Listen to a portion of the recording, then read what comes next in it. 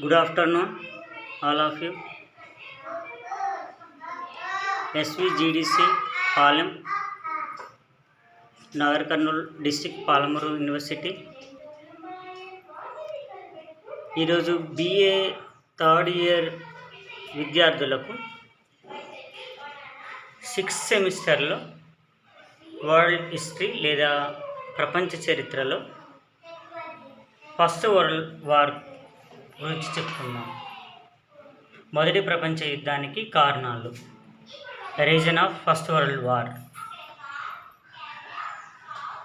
ప్రపంచంలోనే 1914 నుంచి 1918 వరకు ప్రపంచ చరిత్రగతిని మార్చిన యుద్ధాల్లో మనకు మొదటి ప్రపంచ యుద్ధం గురించి ఒకటి అని చెప్పుకోవచ్చు. దీంట్లో మనం లక్ష్యం చూస్తున్నట్లయితే ప్రపంచ వినాశనానికి విధ్వంసానికి కారణమైన మొదటి ప్రపంచ యుద్ధం గురించి విద్యార్థులకు అవగాహన కల్పించడం లేదా విద్యార్థులకు మొదటి ప్రపంచ యుద్ధం గురించి తెలుసుకుంటారు. ఎందుకంటే యుద్ధం వల్ల నష్టాలేంటి, దాని ఫలితాలేంటి, సమాజం పైన దాని ప్రభావం, ప్రపంచం పైన సమాజం పైన దాని ప్రభావం ఏ విధంగా పడుతుందో విద్యార్థి తెలుసుకోగలుగుతాడని చెప్పుకోవచ్చు. ముఖ్యంగా మనకు దీంట్లో ఇది మనకు ముఖ్యంగా ఎగ్జామినేషన్ పాయింట్ ఆఫ్ వ్యూలో కూడా ఇంపార్టెంట్ ఈ క్వశ్చన్ అని చెప్పుకోవచ్చు. అదేవిధంగా కాంపిటీషన్ పర్పస్లో కూడా మనకు మొదటి ప్రపంచ యుద్ధం గురించి మనకు చాలా క్వశ్చన్స్ వస్తాయని చెప్పుకోవచ్చు. ముఖ్యంగా మనం దీన్ని కూడా ముఖ్యంగా ఫస్ట్ నెంబర్ 1 పరిచయం, నెంబర్ 2 మొదటి ప్రపంచ యుద్ధ స్వభావము, నెంబర్ 3 తీవ్రమైన జాతీయ భావము, నెంబర్ 4 రహస్య యుద్ధ కూటములు, 5 సైనికవాదం, 6 ఆర్థిక స్పర్ధ, 7 వలసల కోసం ఘర్షణ, 8 బాల్కనీ యుద్ధాలు, 9 సాంఘిక కారణాలు సోషల్ రీజన్స్, 10 పత్రికల పాత్ర మ్యాగజైన్స్, 11 అంతర్జాతీయ శాంతి సాధనం లేకపోవటం, 12 యుద్ధ ప్రారంభానికి దారితీసిన సంఘటనలు, 13 మొరాకో సంఘర్షణ 1905 to 1906, 14 1907 ఒప్పందము, 15 బోస్నియా సంఘర్షణ 1908, 16 అగాదర్ సంఘటన, 17 తక్షణ కారణం. ఇంట్రడక్షన్ చూస్తున్నట్లయితే చరిత్ర గతిని మార్చివేసిన సంఘటనగా చెప్పవచ్చును మొదటి ప్రపంచ యుద్ధం. మొదటి ప్రపంచ యుద్ధం చివరి నాటికి ఐరోపాలో ఐరోపా ఖండం యొక్క ఆధిక్యత తగ్గి కొత్త శక్తులు ఆవిర్భవించడం జరిగింది. ప్రపంచానికి గట్టి సవాళ్ళు ఇచ్చింది. ఆస్ట్రియాలో ఆబ్స్బర్గ్ రాజవంశం, జర్మనీలో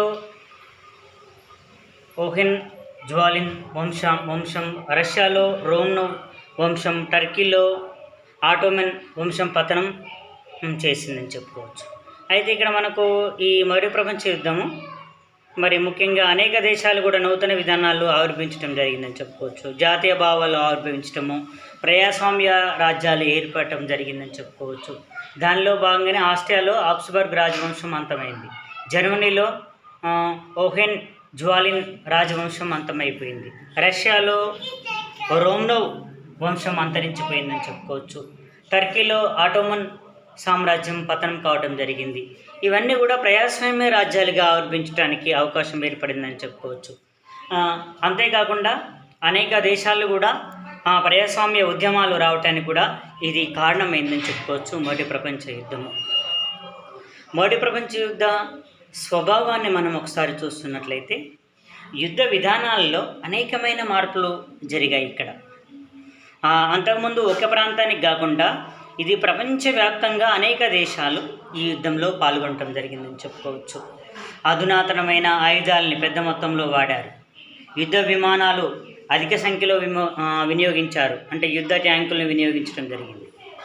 ఇక సైనికులు కందకాలు త్రవ్వుకున్నారు, వైమానిక దాడుల నుంచి రక్షణ పొందారు, జర్మనీ జలాంతర్గాములు వాడుకలోకి వచ్చాయి. ఆయుధాలు, తుపాకులు, గ్రెనైట్లు, యుద్ధ ట్యాంకులు ఉపయోగించారండి. అనేక దేశాలు దీంట్లో పాల్గొన్నాయి. లక్షలాది మంది ప్రాణాలు కోల్పోయారండి. జపాన్ ప్రత్యక్షంగా ఆసియా ఖండంలో యుద్ధంలో పాల్గొంది. ఆఫ్రికా, ఆసియా దేశాలు కూడా బలవంతంగా యుద్ధంలో పాల్గొన్నాయని చెప్పుకోవచ్చు మనం. అయితే మనం ఒకసారి ఈ మొదటి ప్రపంచ యుద్ధ స్వభావం చూస్తున్నట్లయితే అనేక దేశాలలో యుద్ధంలో పాల్గొన్నాయి. మరి పెద్ద మొత్తంలో యుద్ధ సామాగ్రి అంటే ఇక్కడ యుద్ధ ట్యాంకులు ఉపయోగించుకున్నారు. అయితే సైనికులు తమకు తామే కందకాలు తవ్వుకొని ఈ కందకాల ద్వారా, ఎందుకంటే వైమానిక దాడుల నుంచి తమ రక్షణ కల్పించుకున్నారు. అంటే కందకాలంటే భూమిలో లోతుగా గొయ్యి తవ్వుకొని ఆ గొయ్యిలో ఉంటూ మరి ఆ యుద్ధాన్ని కొనసాగించటము. ఆ ఎదుటివారి తుపాకులు వచ్చినప్పుడు ఆ గొయ్యిలోకి దాక్కోవటం, ఎందుకంటే వాళ్ళ మీద పడకుండా ఇలా రక్షణ కల్పించుకున్నారని చెప్పుకోవచ్చు. ఒక కొత్త విధానం రావటం జరిగింది.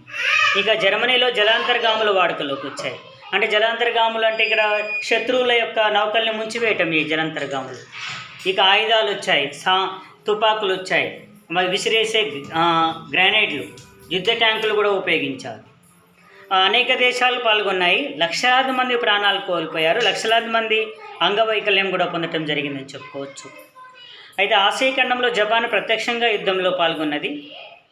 మరి అదేవిధంగా ఆఫ్రికా, ఆసియా దేశాలు కూడా బలవంతంగా యుద్ధంలో పాల్గొన్నాయి. ఎందుకంటే భారతదేశానికి ఇష్టం లేకున్నా కూడా వలస దేశాలు మొత్తం కూడా యుద్ధంలో పాల్గొన్నాయి. ఆంగ్లేయుల తరపున మన భారతదేశం కూడా పాల్గొనడం జరిగింది. ఆఫ్రికా ఖండాలు కూడా పాల్గొనడం జరిగిందని చెప్పుకోవచ్చు. ఇక తీవ్రమైన జాతీయ భావము మొదటి ప్రపంచ యుద్ధానికి ఒక కారణం అని చెప్పుకోవచ్చు ముఖ్యంగా. ఎందుకంటే క్రీశకం 14-15వ శతాబ్దంలో వచ్చిన పునర్జీవనం ఫలితంగా, అంటే సాంస్కృతిక పునర్జీవనం ఫలితంగా వివిధ దేశాల్లో జాతీయ భావం ఏర్పడిందని చెప్పుకోవచ్చు. ఈ జాతీయ భావము Italy, Germany, Bulgaria, Greece, Serbia, Romania దేశాల్లో స్వతంత్రం వచ్చేందుకు కారణమైంది. మరి జర్మనీ ప్రభుత్వం జర్మనీ దేశంలో తీవ్ర జాతీయవాద దేశంగా తయారు చేయడం జరిగిందని చెప్పుకోవచ్చు. ఫ్రాన్స్ ఆల్సెస్ లోరెన్ను జర్మన్ నుంచి వశపరుచుకునేందుకు ప్రయత్నం చేసింది. ఇటాలియా ఇరెడెంటా అనే ప్రాంతం కోసము ట్రెంటినో ప్రాంతాలు వశపరుచుకుందని చెప్పుకోవచ్చు.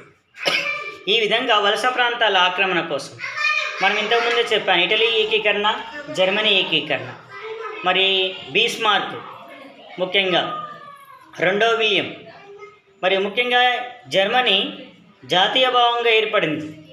ఎందుకంటే జర్మనీ జాతీయ గొప్పదని, ముఖ్యంగా జాతీయ రాజ్యాలు ఏర్పడిన తర్వాత ఈ జాతీయ రాజ్యాలు వలసల కోసం పోటీపడి మరి రహస్య కూటాలని, సంఘాలని కూడా ఏర్పాటు చేసుకోవటం జరిగిందని చెప్పుకోవచ్చు. ఇక రహస్య యుద్ధ కూటాలు 1879లో జర్మనీ ఛాన్సలర్గా ఉన్న బీస్మార్క్ ఆస్ట్రియా హంగేరీలతో ద్వైపాక్షిక మైత్రి ఏర్పాటు చేసుకున్నాడు, ఆస్ట్రియా హంగేరీలతో. అయితే ఇక్కడ ఆల్సెస్ లోరెన్ సారవంతమైన ప్రాంతం అని చెప్పుకోవచ్చు, నదీ పరివాహక ప్రాంతము, మరి బొగ్గు గనులు, ఇనుప గనులు ఉన్నాయని చెప్పుకోవచ్చు. ఫ్రాన్స్ తిరిగి ఆక్రమించుకుంటుందనే భయంతో ఏర్పాటు చేసుకున్నది. ఎందుకంటే ఇవి మొట్టమొదటి జర్మనీ వశంలోకి వెళ్ళిపోయాయి. తర్వాత ఈ ఆల్సెస్ లోరెన్ ప్రాంతాన్ని ఎలాగైనా ఫ్రాన్స్ తిరిగి పొందాలనుకుంది. అయితే ఇక్కడ ఆస్ట్రియా హంగేరీతో ద్వైపాక్షిక మైత్రి ఏర్పాటు చేసుకున్న జర్మనీ ఛాన్సలర్ బీస్మార్క్ ఇది కేవలం ఒక రక్షణ కోసం అనుకున్నాడు, కానీ అది వాస్తవం కాదు. ఇది ఒక ఉద్రిక్తతను ఏర్పరచడం కోసం ఏర్పడిందని చెప్పుకోవచ్చు. దీంట్లో తర్వాత ఇటలీ చేరింది. ఈ ఇటలీ చేరికతో ఇది త్రిరాజ్య సంధిగా మారింది.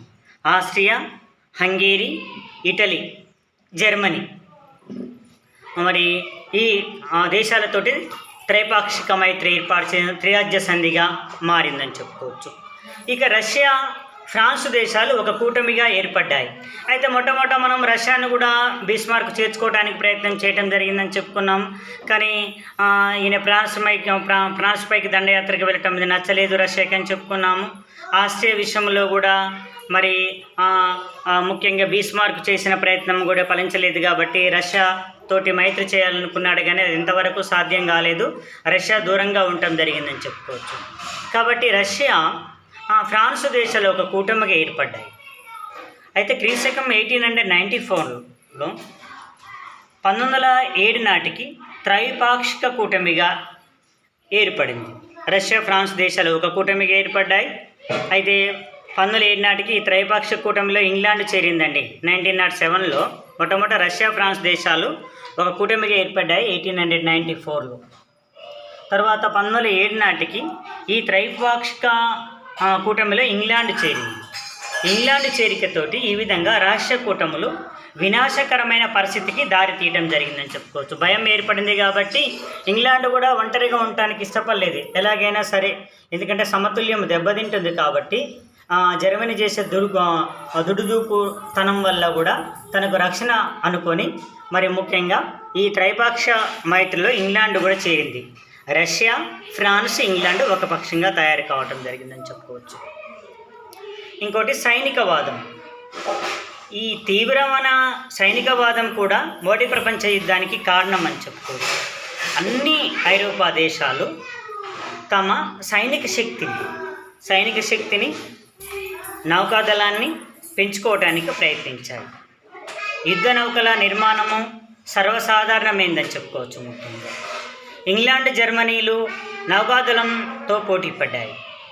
ఫ్రాన్స్, రష్యా, జర్మనీ దేశాలు సైనిక శక్తిని పెంచుకున్నాయని చెప్పుకోవచ్చు. ఇక 1913 నాటికి ఆయుధాల సంఖ్య కూడా చాలా ఎక్కువగా పెరిగింది. ఇది దౌత్య విధానాలని పనికి రాకుండా పోయిందని చెప్పుకోవచ్చు దీనివల్ల. అయితే మనం ఇక్కడ ఇక్కడ ఎందుకంటే ఈ రహస్య కూటములు ఏర్పడటము, సైనికవాదం ఏర్పడటం జరిగిందని చెప్పుకోవచ్చు. ఎందుకంటే వలస రాజ్యాల ఆక్రమణ కోసము పెద్ద మొత్తంలో ఐరోపా రాజ్యాల మొత్తం కూడా సైన్యాన్ని పెంచుకోవడం జరిగిందని చెప్పుకోవచ్చు. ముఖ్యంగా సైనిక సంపత్తిని పెంచుకున్నాయి. జర్మనీ నౌకాదళాన్ని పెంచుకుంది, అదేవిధంగా యుద్ధ నౌకల్ని స్వయంగా తయారు చేసుకుంది జర్మనీ అని చెప్పుకోవచ్చు. ముఖ్యంగా ఇక యుద్ధ నౌకల నిర్మాణం కూడా చేసింది జర్మనీ, సర్వసాధారణమైంది మరి ఎందుకంటే యుద్ధ నౌకలు తయారు చేసుకోవటం. అంతేకాకుండా జర్మనీ ఇంగ్లాండ్తో పోటీ పడింది. ఫ్రాన్స్, రష్యా, జర్మనీ దేశాలు కూడా పెద్ద మొత్తంలో సైన్యాన్ని పెంచుకోవడం జరిగిందని చెప్పుకోవచ్చు. కాబట్టి 1913 నాటికి పెద్ద మొత్తంలో ఐరోపా ఖండాల్లో ఆయుధాల సంఖ్య పెంచుకొని మరి యుద్ధ రంగానికి సిద్ధమయ్యాయని చెప్పుకోవచ్చు. ఒక రకంగా యుద్ధ క్రీడకు ఇవి సిద్ధంగా ఉన్నాయని చెప్పుకోవచ్చు. ముఖ్యంగా ఇది దౌత్య విధానాలు మరి ఎందుకు మంతనాలు కూడా ఏమైనా పనికి రాకుండా చేసింది. పెద్ద మొత్తంలో మరి యుద్ధ పరికరాలు ఉన్నాయి కాబట్టి. ఇంకోటి ఆర్థిక స్పర్ధ. ఈ పారిశ్రామిక విధానం వల్ల ఐరోపా ప్రపంచం మార్కెట్ల కోసం పోటీ పడటం జరిగిందని చెప్పుకోవచ్చు. మరి ఇతర దేశాలను ఆక్రమించి వలస రాజ్యాల మధ్య పోటీ పడ్డాయని చెప్పుకోవచ్చు. అధిక వస్తూత్పత్తి అమ్ముకోవడానికి చౌకగా ముడి పదార్థాల కోసం వలసల్ని దోచుకున్నాయని చెప్పుకోవచ్చు. ఇంగ్లాండ్, జర్మనీల మధ్య వలస వాణిజ్యం పోటీ ఏర్పడిందని చెప్పుకోవచ్చు. ఎందుకంటే 19వ శతాబ్దంలో పారిశ్రామిక విప్లవం రావటం, పారిశ్రామిక విప్లవం వచ్చిన తర్వాత పెద్ద మొత్తంలో పరిశ్రమలు స్థాపించిన తర్వాత మరి ఎక్కువ మొత్తంలో మరి వస్తువులను ఉత్పత్తి చేయటము, ఈ వస్తువుల ఉత్పత్తిని అమ్ముకోవటం కోసము మరి వలసల్ని స్థాపించుకోవటం కోసము సైన్యాన్ని పెంచుకొని, నౌకల్ని పెంచుకొని, వలసల స్థాపన కోసము అంటే మార్కెట్ల అన్వేషణ కోసము పెద్ద మొత్తంలో వలసలు స్థాపించుకోవటం. ఆ వలసల్లో వీళ్ళు ఉత్పత్తి చేసిన వస్తువుల్ని పారిశ్రామిక విప్లవం వల్ల వస్తు ఉత్పత్తి పెరిగింది కాబట్టి వాటిని వలస దేశాల్లో అమ్మటం కోసం మార్కెట్ల కోసం పోటీ పడటం జరిగిందని చెప్పుకోవచ్చు. ఈ మార్కెట్ల కోసం పోటీ పడటమే కాకుండా మరి వలస రాజ్యాలని మరి ఏర్పాటు చేసుకోవటం, ఈ వలస రాజ్యాలను ఏర్పాటు చేసుకొని వలసల్ని దోచుకోవటం జరిగింది ఐరోపా దేశాలని చెప్పుకోవచ్చు. ఈ వలసల విషయంలోనే చైనాను పంచుకున్నాయి, కర్బుజకాయలాగా చైనాని పంచుకున్నాయి, అదేవిధంగా ఆఫ్రికాని పంచుకున్నాయి, మరి అదేవిధంగా ఆసియా ఖండంలో అనేక దేశాలను కూడా మరి ఆక్రమించడం జరిగిందని చెప్పుకోవచ్చు. ఇంకా అదే విధంగా ఈ వలస దేశాల నుంచి పెద్ద మొత్తంలో పరిశ్రమలకు, ఇండస్ట్రీస్కు ముడిసరుకు చౌకగా లభించేటట్లు తయారు చేసుకోవడం జరిగింది. చౌకగా ముడిసరుకు రావాలి, చౌకగా ముడిసరుకులను వలసల నుంచి దోచుకొని వెళ్ళి పెద్ద మొత్తంలో తయారైన వస్తువులను తీసుకొచ్చి ఈ వలస దేశాల్లో అమ్ముకొని పెద్ద మొత్తంలో వాణిజ్యవాదాన్ని కూడా అభివృద్ధి చేసుకోవటం జరిగింది మరి ఐరోపా దేశాలని చెప్పుకోవచ్చు. మరి కొత్తగా ఏకీకరణ జరిగిన తర్వాత మొట్టమొదటి ఇంగ్లాండ్ ఉండేది, పోర్చుగల్, స్పెయిన్, ఇంగ్లాండ్ ఉండేవి. తర్వాత జర్మనీ, అదేవిధంగా జర్మనీ, తర్వాత ఇటలీ, తర్వాత ఫ్రాన్స్, మరి బల్గేరియా, అనేక జాతీయ రాజ్యాలు కూడా ఈ వలసల కోసం ప్రయత్నం చేయడం జరిగింది. కాబట్టి ఒక రకంగా ఐరోపా ఖండంలో వాణిజ్య పోటీ ఏర్పడిందని చెప్పుకోవచ్చు. కాబట్టి ఇది మొదటి ప్రపంచ యుద్ధానికి ఇది ముఖ్యమైన కారణం అని కూడా మనం వలసల మధ్య పోటీ పెరిగింది. ఇలాంటి ఆర్థిక స్పర్ధ రష్యా, జర్మనీ మధ్య, ఫ్రాన్స్, జర్మనీ మధ్య కూడా తలెత్తాయి. ఈ విధంగా ఎందుకంటే ఈ వలస విధానము ఆర్థిక పరిస్థితుల కోసము రష్యా, జర్మనీ మధ్య, ఫ్రాన్స్, జర్మనీల మధ్య కూడా మరి ముఖ్యంగా ఇది కారణం ఏందని చెప్పుకోవచ్చు. వలసల స్థాపన, మార్కెట్ల అన్వేషణ కోసము, వస్తు ఉత్పత్తి అమ్ముకోవటం కోసం. ఇక వలసల కోసం ఘర్షణ, ఈ ఆర్థిక స్పర్ధతో వలస రాజ్యాల వివాదాలు మొదలయ్యాయి. అంటే ఈ ఆర్థిక విధానం కోసం వలసల మధ్య మరి యుద్ధాలు మొదలు కావడం జరిగిందని చెప్పుకోవచ్చు మనం. ఎందుకంటే అదనపు వలసల కోసం పోటీ పడి ఉత్పత్తి అమ్ముకునేందుకు నూతన వలసలు అవసరమయ్యాయి. ఎందుకంటే మనం ముందే చెప్పుకున్నాం, పెద్ద మొత్తంలో పారిశ్రామిక విప్లవం వచ్చింది కాబట్టి, పెద్ద మొత్తంలో మరి వస్తు ఉత్పత్తి అవుతుంది కాబట్టి ఈ ఉత్పత్తి అమ్ముకునేందుకు పెద్ద మొత్తంలో వలసలు కూడా అవసరమయ్యాయి. కాబట్టి నూతన వలసల స్థాపన కోసము మరి సామ్రాజ్యవాదం మొదలైంది. అంటే వీళ్ళు వలసలు స్థాపించుకొని వలస రాజ్యాలను ఏర్పాటు చేసుకోవటం, మాతృదేశ గౌరవం కోసం యుద్ధం చేయాలనుకోవటం. Example America. మా తర్వాత అమెరికా విప్లవం వచ్చింది. ఇంగ్లాండు దాన్ని మాతృదేశమని ఫ్రాన్స్ని వెళ్ళగొట్టిన తర్వాత మరి ఇంగ్లాండ్ విషయంలో 1776లో అమెరికా స్వాతంత్రం కోసం ఇంగ్లాండ్ పైన పోరాటం చేయడం జరిగిందని చెప్పుకోవచ్చు. ఇక ఫ్రాన్స్, జర్మనీ దేశాలు మొరాకోపై ఘర్షణ పడ్డాయి. మొరాకో సంఘటన, ఫ్రాన్స్, జర్మనీ దేశాలు మొరాకో దేశంపై ఘర్షణ పడ్డాయి. అయితే ఇక్కడ ఫ్రాన్స్కు మద్దతుగా ఇంగ్లాండ్ వచ్చింది. ఇంగ్లాండ్, జర్మనీల మధ్య మరి వైర్యం ప్రారంభమైంది, అంటే యుద్ధం ప్రారంభమైంది. ఇక జర్మనీ టర్కీపై ఆధిపత్యం కోసం ప్రయత్నం చేయడం జరిగిందని చెప్పుకోవచ్చు. మరి రష్యా కాన్స్టాంటినోపిల్ ఆధిపత్యం కోసం గొడవ మరి అధికమైంది. ఎందుకంటే టర్కీలో ఉన్న కాన్స్టాంటినోపిల్ కోసం రష్యా పోరాటం చేయటం. కాబట్టి జర్మనీ, రష్యాల మధ్య కూడా గొడవలు, యుద్ధం ప్రారంభం కావటం జరిగిందని చెప్పుకోవచ్చు ఒక రకంగా. ఇక రెండవ విలియం బెర్లిన్, బాగ్దాదు రైల్వే ప్రణాళిక తన ప్రయోజనాలకే ప్రమాదకరమని మరి భావించటం, బాల్కన్తో తన ఆధిపత్యానికి అవరోధమని రష్యా భావించటం, బెర్లిన్, బాగ్దాదు రైల్వే ప్రణాళిక తన ప్రయోజనాలకు ప్రమాదము, అదేవిధంగా బాల్కన్లో తన ఆధిపత్యానికి అవరోధమని రష్యా భావించడం జరిగింది, రెండో విలియం వేసిన రైల్వే మార్గాన్ని.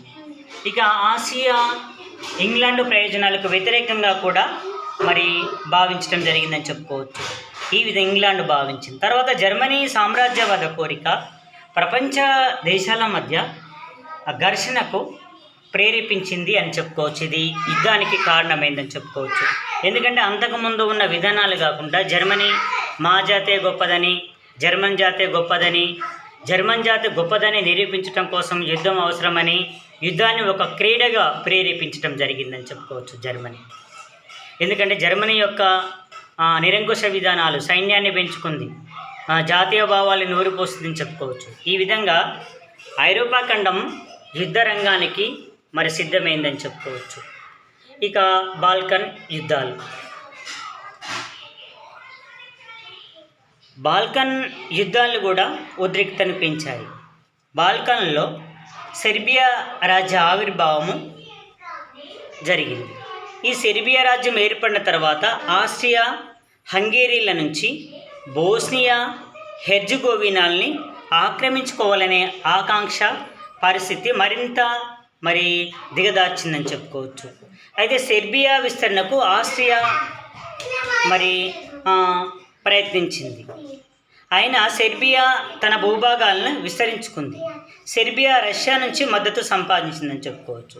అంటే కొత్తగా ఏర్పడ్డ సెర్బియా రాజ్యం గురించి మనం చెప్పుకున్నట్లయితే ఈ బోస్నియా హెర్జగోవినాల్లో సెర్బియన్ వాళ్ళే ఎక్కువగా ఉన్నారు. ఎందుకంటే ఆస్ట్రియా హంగేరియల నుంచి బోస్నియా హెర్జగోవినాలను ఆక్రమించుకోవాలని ఆస్ట్రియా అనుకుంది. కానీ ఈ హంగేరీ బోస్నియా హెర్జగోవినాలో సెర్బియన్ జాతి ప్రజలే ఎక్కువ పెద్ద మొత్తంలో ఉన్నారు. కాబట్టి వాళ్ళ జాతిని మొత్తం కూడా ఏకం చేయాలి. కాబట్టి ఆస్ట్రియా ఒక రకంగా ఇబ్బందికరంగా మారింది సెర్బియాకు. కాబట్టి సెర్బియా విస్తరణకు ఆస్ట్రియా మరి కొంత అడ్డుకట్ట వేసి అడ్డుకట్ట వేసే ప్రయత్నం, సెర్బియా విస్తరణకు ఆస్ట్రియా అడ్డుకట్ట వేసే ప్రయత్నం చేసింది. కాబట్టి అయినా సెర్బియా తన భూభాగాల్ని విస్తరించుకుంది. అయితే సెర్బియా రష్యా నుంచి మద్దతు సంపాదించిందని చెప్పుకోవచ్చు. ఇక ఆస్ట్రియా బోస్నియా హెర్జగోవినాల్ని విలీనం చేసుకోవటం జరిగింది ఆస్ట్రియా. అయితే సెర్బియాకు ఇది చాలా కోపాన్ని తీసుకొచ్చింది. నేను చెప్పాను ముందే, బోస్నియా హెర్జగోవినాలో సెర్బియన్లు అధికంగా ఉన్నారు. కాబట్టి ఈ బోస్నియా హెర్జగోవినాలు తనకే సంబంధించినవి అని ఆస్ట్రియాకు ఈ విషయంలో జోక్యం చేసుకోకూడదని సెర్బియా వాదించడం జరిగిందని చెప్పుకోవచ్చు. ఈ విధంగా సెర్బియా దీనికి రష్యా మద్దతు పొందడం జరిగిందని చెప్పుకోవచ్చు. ఈ విధంగా ఇది బాల్కన్ యుద్ధాలు ముఖ్యంగా మొదటి ప్రపంచ యుద్ధానికి కారణమయ్యాయని చెప్పుకోవచ్చు. ఒక దేశం ఇంకో దేశానికి మద్దతు ప్రకటించటము, ఈ విధంగా రణరంగానికి సిద్ధమైందని చెప్పుకోవచ్చు. ఇక సోషల్ రీజన్స్, సాంఘిక కారణాలు. డార్విన్ సిద్ధాంతాన్ని ముఖ్యంగా సైనిక రంగానికి అన్వయించుకోవటం జరిగింది ఆనాడు ఐరోపా ఖండం. ఎందుకంటే యుద్ధం ఒక ఆరోగ్యకరమైన అంశంగా వీళ్ళు పేర్కొనడం జరిగింది జర్మన్లు. ఎందుకంటే జీవిత పోరాటంలో యుద్ధం ఒక భాగమని, అన్ని పరిస్థితులకు ఎదుర్కొని నిలబడిన వాడే జీవించాలని ప్రచారం చేయడం జరిగిందని చెప్పుకోవచ్చు. ఈ ఒక్క సెంటెన్స్ని బట్టే మనకు అర్థమవుతుంది. ఎందుకంటే అన్ని పరిస్థితులకు ఎదుర్కొని నిలబడి వాడే జీవించాలని, అంటే యుద్ధం చేసేవాడే జీవించాలని ఈ ప్రచారం చేసుకోవటం జరిగిందని చెప్పుకోవచ్చు. జర్మన్లు తమ జాతి ఉన్నతమైన జాతిగా జాతి ఆధిపత్యం కోసము ప్రయత్నించాలని, ప్రపంచంలో ఉత్తమమైన జాతి జర్మన్ జాతి అని జర్మన్లు జాతీయ భావాన్ని నూరిపోసి సైన్యాన్ని పెంచుకొని యుద్ధ వాతావరణాన్ని కల్పించడం జరిగింది జర్మనీ అని చెప్పుకోవచ్చు. ఇక దీనికి తోడు ఆనాడు మ్యాగజైన్స్, పత్రికల పాత్ర కూడా ఉందని మనకు తెలుస్తుంది. ప్రసిద్ధ చరిత్రకారుడు ఫే తన the origin of the world war I తను రచించిన గ్రంథము the origin of the world war I అనే గ్రంథంలో ఫేస్ ఈ పుస్తకంలో ఆనాటి పత్రికల గురించి రాశాడండి. ఎందుకంటే జాతీయ భావాలను దుష్ప్రచారం చేశాయని పత్రికలు, శాంతికి అనుకూలంగా ఉండే భావాలను అణచివేశాయని, శాంతి గురించి రాయలేదని, ఎందుకంటే యుద్ధ వాతావరణాన్ని కల్పించడం కోసం పత్రికల నిండా యుద్ధ వాతావరణాన్ని పెంపొందించే విధంగా అంశాలు రాశాయని పేర్కొనడం జరిగింది. ఈ విధంగా ఆనాడు ఐరోపా ఖండం నుంచి వచ్చే పత్రికలన్నీ కూడా ఎందుకంటే తమ వంతుగా యుద్ధంలో యుద్ధ వాతావరణాన్ని ప్రచారం చేయటం జరిగిందని చెప్పుకోవచ్చు. ఎందుకంటే శాంతి భావాలని ప్రచారం చేయకుండా యుద్ధ వాతావరణాన్ని కల్పించడం, ఎందుకంటే గోరంతలు కొండంతలు చేసి బాల్కనీ యుద్ధాలను కూడా ఆ విధంగానే గోరంత కొండంతలు చేసి రాయటం జరిగిందని చెప్పుకోవచ్చు. ఈ విధంగా ఈ మ్యాగజైన్స్ కూడా ముఖ్యంగా మొదటి ప్రపంచ యుద్ధానికి ఆజ్యం పోసాయని చెప్పుకోవచ్చు. ముఖ్యంగా మనం ఇక అంతర్జాతీయ శాంతి సాధన లేకపోవటం, ముఖ్యంగా ఆ ప్రపంచ శాంతి కోసము అంతర్జాతీయ సంస్థ ఆనాడు ఏమీ లేవని చెప్పుకోవచ్చు. ఎందుకంటే మొదటి ప్రపంచ యుద్ధం తర్వాత నానాజాతి సమితి ఏర్పడింది. కానీ నానాజాతి సమితి కూడా దాన్ని ఎందుకంటే ఒక పసలేని విధంగా దేశాలు చేయడం జరిగిందని చెప్పుకోవచ్చు. తర్వాత మనకు మొదటి ప్రపంచ యుద్ధం తర్వాత నానాజాతి సమితి తర్వాత ఐక్యరాజ్య సమితి ఏర్పడిందని చెప్పుకోవచ్చు. అది కొంతవరకు ప్రపంచ శాంతి కోసం ప్రయత్నం చేయటం, మంత్రాలు చేయటం జరుగుతుంది నేటికని చెప్పుకోవచ్చు. ఇలాంటి అంతర్జాతీయ సమస్యలు ఆనాడు లేకపోవటం కూడా మొదటి ప్రపంచ యుద్ధానికి కారణమే అని చెప్పుకోవచ్చు మనం ముఖ్యంగా. అయితే ఈ కొంత అంతర్జాతీయ సమావేశాలు కూడా జరిగాయి. 1889, 1907లో హేగ్ సమావేశం ఎటువంటి సమస్యకు పరిష్కరించలేకపోయిందని చెప్పుకోవచ్చు.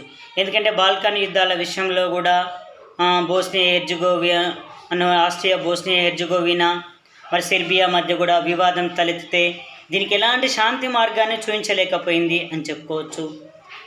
మరి ఈ హేగ్ సమావేశం కూడా ఇక ఈ విధంగా ఎందుకంటే సరైన మార్గదర్శనం లేకపోవటము, ఎందుకంటే అంతర్జాతీయ శాంతి సంస్థ అనేది లేకపోవటము, ఎందుకంటే సైన్యాన్ని పెంచుకోవటము, ఒక దేశం ఇంకో దేశంతో నిరంతరం యుద్ధం కోసం కాలు దువ్వటము, ఇవన్నీ కూడా మనకు ముఖ్యంగా శాంతికి భంగం కలిగించే విధంగా ఉన్నాయని చెప్పుకోవచ్చు ముఖ్యంగా.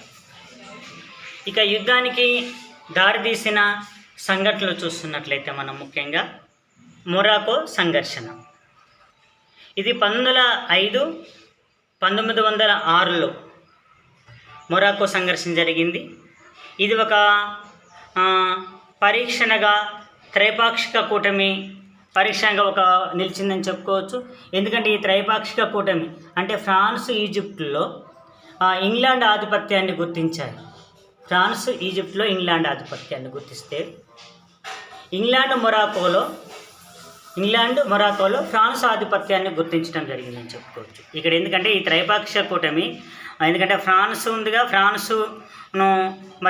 ఫ్రాన్స్ యొక్క అధికారం ఈజిప్ట్లో ఇంగ్లాండ్ గుర్తించింది మిత్రరాజ్యాలుగా ఏర్పడి. తర్వాత ఇంగ్లాండ్ మొరాకోలో ఫ్రాన్స్ ఆధిపత్యాన్ని గుర్తించడం జరిగిందని చెప్పుకోవచ్చు.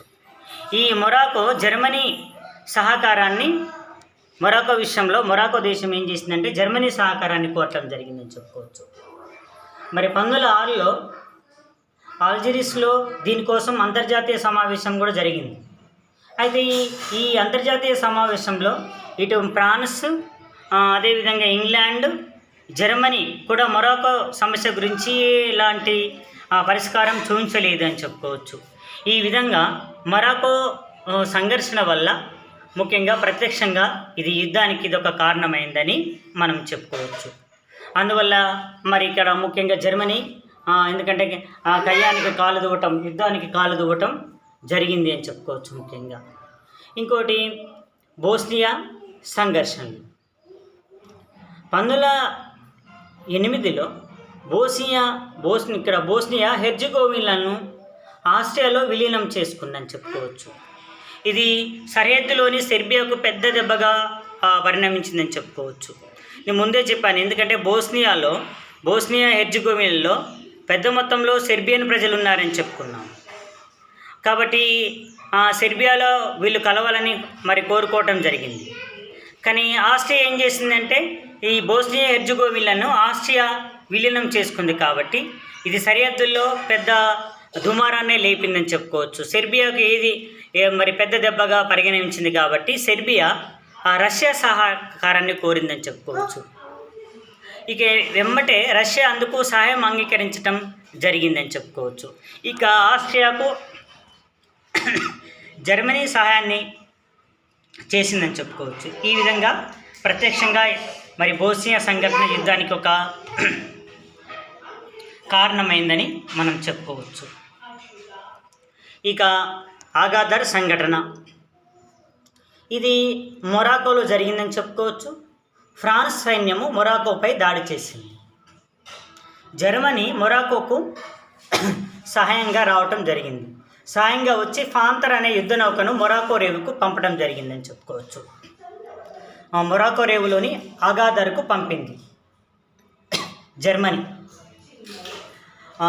ఎందుకంటే మొరాకో జర్మనీ సహాయ సహకారాలు కోరింది కాబట్టి మొరాకో యుద్ధ నౌకని, ఫాంతర్ అనే యుద్ధ నౌకని అగాదర్ ప్రాంతానికి అది మొరాకో ఓడరేవు అని చెప్పుకోవచ్చు. ఈ రేవు ప్రాంతానికి పంపడం జరిగిందని మనం చెప్పుకోవచ్చు. ఈ విధంగా ఇంగ్లాండ్ ఫ్రాన్స్ వైపున యుద్ధంలో దిగటం జరిగిందని చెప్పుకోవచ్చు. నెక్స్ట్ తక్షణ కారణం, మెయిన్ తక్షణ కారణం ఏంటంటే క్రీశకం 1914 జూన్ 28న ఆస్ట్రియా యువరాజు అయిన ఫెర్డినాండ్ బోస్నియాని సందర్శించడానికి వెళ్ళడం జరిగింది. ఆయన భార్యతో సహా రాజకుమారుని యొక్క భార్య ఆక్రమించిన ప్రాంతమైన బోస్నియాని సందర్శించడం కోసము ఆస్ట్రియా యువరాజు ఫెర్డినాండ్, అతని భార్య సోఫియా ముఖ్యంగా సెరాజోవోను సందర్శించడానికి వెళ్ళారు. ఇది బోస్నియా రాజధాని సెరాజోవో. ఈ బోస్నియా రాజధాని సెరాజోను సందర్శించడానికి వెళ్తే అక్కడ ఒక సెర్బియన్ యువకుడు కాల్చి చంపడం జరిగింది. ఫెర్డినాండ్ని సోఫియాని కాల్చి చంపడం జరిగింది. సెర్బియా దీనికి కారణమని, ఎందుకంటే ఇతడు సెర్బియన్ పౌరుడు కాబట్టి ఆస్ట్రియా సెర్బియాపై యుద్ధం ప్రకటించడం జరిగింది. ఇది రెండు కూటాల మధ్య మొదటి ప్రపంచ యుద్ధానికి ప్రత్యక్ష కారణమైందని చెప్పుకోవచ్చు.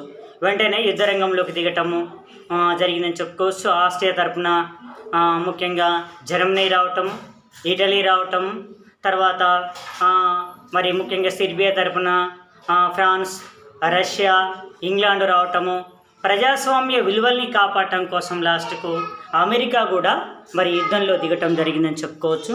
ఇది మొదటి ప్రపంచ యుద్ధానికి మరి ముఖ్యమైన కారణం అని చెప్పుకోవచ్చు.